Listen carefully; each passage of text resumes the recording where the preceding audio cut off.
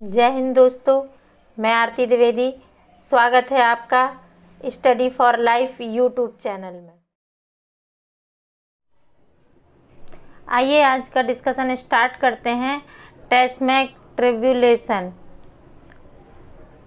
ये तमिलनाडु की एक केस की स्टडी है जिसमें तमिलनाडु ने सुप्रीम कोर्ट में याचिका दायर की है हाई कोर्ट के निर्णय के लिए। बढ़ते संक्रमण के बीच शराब की बिक्री फिर से शुरू करने के लिए तमिलनाडु का उत्साह राजस्व के लिए अपनी हताशा को दर्शाता है। राजकोषीय स्वास्थ्य और सार्वजनिक स्वास्थ्य के बीच संघर्ष राज्यों के लिए काफ़ी सामने आ रहा है, दिख रहा है कि किस तरह स्थिति हो रही है। राष्ट्रीय तालाबंदी शुरू होने के बाद से आर्थिक गतिविधियों में ठहराव के कारण घटते राजस्व का सामना करते हुए राज्य जो बीमारी फैलने की स्थिति है और जो आर्थिक स्वास्थ्य की स्थिति है, दोनों के बीच फंसा हुआ है। वो सामाजिक स्वास्थ्य को भी बचाना चाहता है और आर्थिक स्वास्थ्य को भी। ऐसे में जब शराब की बिक्री पर रोक हटा दी गई तो सभी जगह शराब की दुकानों पे बड़ी भीड़ दिखाई दी, जिससे जो फिजिकल डिस्टेंसिंग की स्थिति थी उसमें समस्या दिखाई दी और उसके नियम टूटते हुए नजर आए। तो मद्रास हाई कोर्ट ने इस पर रोक लगाई और कहा कि ऑफलाइन की जगह ऑनलाइन बिक्री की जाए, मतलब दुकान से जाके ना खरीदा जाए और शराब को बेचा जाए ऑनलाइन के माध्यम से। लेकिन सभी जगह ऑनलाइन पहुंचना संभव नहीं दिख रहा था। इस तरह तमिलनाडु ने इसको सुप्रीम कोर्ट में चुनौती दी और कहा कि इसको हाई कोर्ट ने जो प्रतिबंध लगा दिया है खोलने के बाद, इसे दोबारा शुरू किया जाए। संक्रमण संख्या हाल के दिनों में ही हजारों में बढ़ रही है। राज्य सरकार का यह तर्क है कि हाई कोर्ट को नीतिगत मामले में दखल नहीं देना चाहिए। जाहिर तौर पर सर्वोच्च न्यायालय को इस मत ने भी प्रभावित किया है कि इसका दावा है कि तमिलनाडु जैसे राज्य में ऑनलाइन बिक्री संभव नहीं है, पर वास्तव में ये सच नहीं है। ये दावा किया जा रहा है पर ऐसा नहीं है। वास्तविकता यह है कि ऑनलाइन शराब बेचने से जो बेहिसाब शुल्क में कटौती होगी, उससे टेस्मेक के कर्मचारी हर खरीद के लिए जो लेते हैं पैसा, उसकी समस्या है। यानी कि हर बिक्री पर 5-10 रुपये जो एक्स्ट्रा ले लिया जाता था वो ऑनलाइन में संभव नहीं हो पाएगा। कैश लेन देन में ये संभव था, दुकान पे बेचने में ये संभव था, पर ऑनलाइन में सब कुछ डिजिटल होता है और वहाँ ये संभव नहीं हो पाएगा। इसीलिए इस पर विवाद हुआ है। अगला टॉपिक है, द हिंदू का ही आर्टिकल है, the pandemic and the challenge of behaviour change. कोविड-19 से युक्त हमारी अर्थव्यवस्थाओं को बहाल करने के लिए अच्छे नीतिगत निर्णय और चिकित्सा सलाह की आवश्यकता ही नहीं है, बल्कि अनुशंसित व्यवहार के परिवर्तनों में इसके अनुपालन की भी आवश्यकता है। यानी कि निर्णय तो ला दिए गए, WHO ने निर्धारित किए, हमारे यहाँ स्वास्थ्य विभाग ने निर्धारित किए, स्वास्थ्य मंत्रालय से भी नियम बनाए गए, सरकार ने तरह तरह की अपील भी की, पर वास्तव में इस टॉपिक में डिस्कस किया गया है कि क्या ये निश्चित है कि जो नियम बना दिए गए उनका व्यवहार रूप में पालन हो जाएगा या फिर लोग उसे किस प्रकार लेंगे। तो इसमें कहा गया कि उन सिद्धांतों को जो लिखित रूप में जारी किए गए या जिन्हें नियमों के आधार पर बनाया गया, उन्हें व्यवहारिक रूप में भी प्रयोग किया जाए और लोगों की मानसिक स्थिति इस तरह बनाई जाए, जागरूकता फैलाई जाए, मानसिक रूप से उन्हें सुदृढ़ किया जाए ताकि वो व्यवहार में उस चीज को ला सकें। इसमें भारत ने जैसे एक पहल की थी कि शुरू में डायरेक्ट कर्फ्यू नहीं लगाया, डायरेक्ट लॉकडाउन नहीं किया।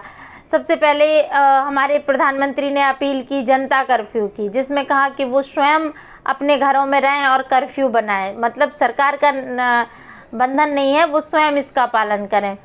फिर लॉकडाउन लाया तो लोगों ने उसे सहज स्वीकार भी किया। कुछ जगह समस्याएं भी हुई लेकिन स्वीकार किया गया।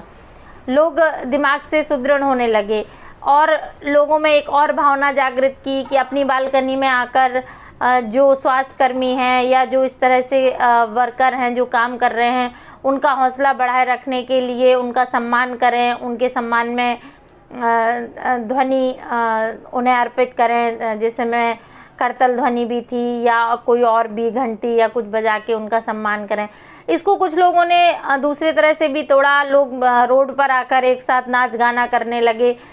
तो ये भी जागरूकता की कमी ही थी, क्योंकि लोग इसको पूरी तरह समझ नहीं पाए। लोगों में ये भी अफवाह फैली कि इसको जितनी तेज ध्वनि की जाएगी इससे कोरोना भाग जाएगा। इस तरह की चीज़ें फैली समाज में, जो अफवाहें थीं। तो कुछ समस्याओं के साथ फिर इसमें लोगों की जागरूकता बढ़ी, धीरे धीरे लोगों ने खुद को क्वारंटाइन करना शुरू कर दिया। उस तरह देशभक्ति भी बढ़ाई, जैसे एक साथ अंधेरे से प्रकाश की ओर ले जाने का निश्चय किया कि 9 तारीख को 9 बजे रात को 9:09 पर सभी लोग प्रकाशोत्सव करेंगे, यानी कि दिए जलाएंगे या कुछ अन्य प्रकाश करेंगे। ये लाइट बंद करके अंधेरा करेंगे और अंधेरे से पुनः एक प्रकाश पुंज की तरफ जाएंगे। जैसे कि हमारे वेदों में भी लिखा है, तमसो मा ज्योतिर्गमय, हमें अंधकार से प्रकाश की ओर ले चलो। तो यही चीज़ इसमें चरितार्थ होती नज़र आई, जिससे लोगों में देश के प्रति देशभक्ति की भावना, राष्ट्रभक्ति की भावना और इस तरह लोगों में जागरूकता भी बढ़ी और लोगों में करने की क्षमता भी बढ़ी और लोग इसे करने के लिए प्रतिबद्ध होने लगे। तो व्यवहार में चीज़ों को लाना थोड़ा कठिन होता है, पर अगर आती हैं तो वो बहुत अच्छी साबित होती हैं। अगली एक न्यूज़ है, कृषि इंफ्रास्ट्रक्चर के लिए 1 लाख करोड़ रुपए, खेती किसानी के लिए वित्त मंत्री निर्मला सीतारमण की 11 घोषणाएं। आत्मनिर्भर भारत और कोरोना वायरस की लॉकडाउन से प्रभावित अर्थव्यवस्था के लिए पीएम मोदी की ओर से घोषित 20 लाख करोड़ के पैकेज के तीसरे हिस्से को वित्त मंत्री निर्मला सीतारमण ने शुक्रवार को ऐलान किया। वित्त मंत्री निर्मला सीतारमण ने कृषि और इससे जुड़ी गतिविधियों के लिए 11 कदमों की घोषणा की। खेती से जुड़े इंफ्रास्ट्रक्चर को मजबूत करने के लिए 1 लाख करोड़ रुपए का फंड दिया गया।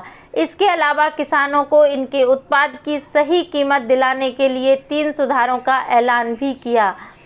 आज कुल 1.5 लाख करोड़ रुपए के पैकेज का ऐलान किया गया। लॉकडाउन में 74,000 करोड़ फसल की खरीद की जाएगी।